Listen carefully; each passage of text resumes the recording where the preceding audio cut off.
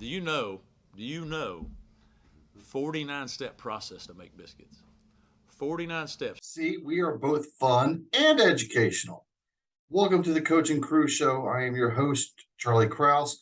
Week 1 is upon us for Coastal Carolina football, and they open up against Army West Point.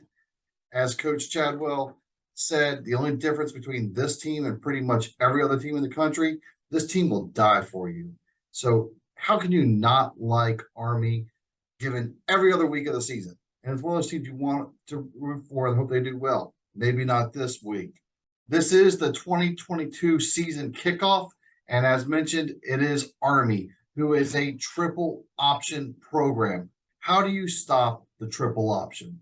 The challenge with them, and it is, you mentioned the D-line, it's the front seven, it's also it's everybody that has to be involved with it.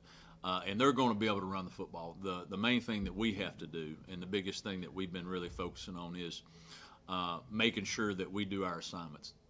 If we'll do our assignments and make them earn the yards, where they really get after people is when somebody misses an assignment and they go 50 or they go 60, they go 70, and that's going to be the type of game it is. It's going to really come down to, from an execution standpoint, who doesn't turn it over. If we don't turn it over and can handle our business, then we'll put ourselves in a chance to win the game. But Coastal's known for some things as well.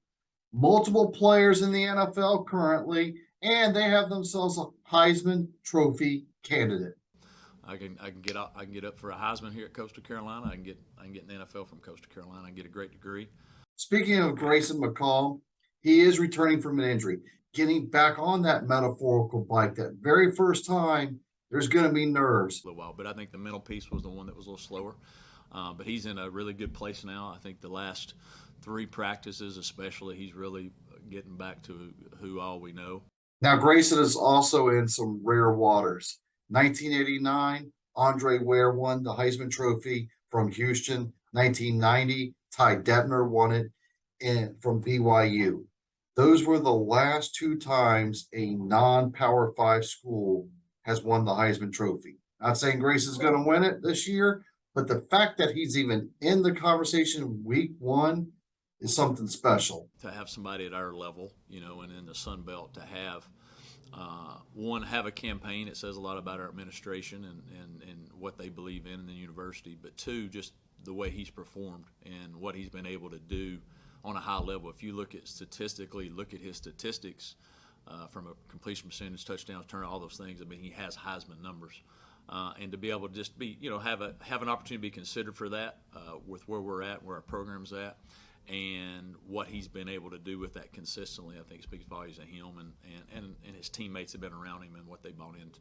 It's more than just Grayson McCall. Here are some other names real quick just to keep a possible eye out on.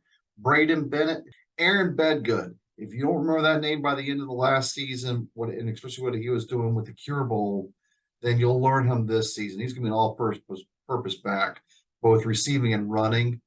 And then on the defensive side, don't forget Josiah Stewart, preseason All-Sun Belt Defensive Player of the Year.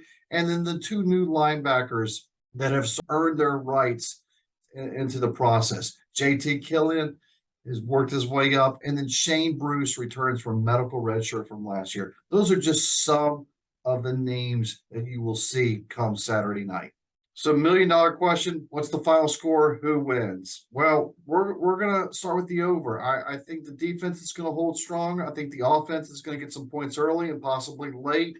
And even though Army's going to be dangerous and this is not an overlooked match, I think it's going to be something like 35-28, maybe something in that neighborhood. I think Coastal comes out with the victory, and hopefully that's just not my hometown bias getting in the way of my own analytical thoughts. Check out our preview of every game every Thursday afternoon on YouTube. Go to Coach Crew Show and you will find us. Make sure you subscribe to us. Every Thursday we release all of our predictions for that upcoming weekend. And then on the following weekends, not only is it a Coastal review, but we do our week-by-week review.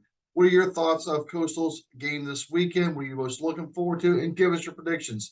Comment below, subscribe. Thanks for watching. Everybody knows that I have a secret crush on Bojangles.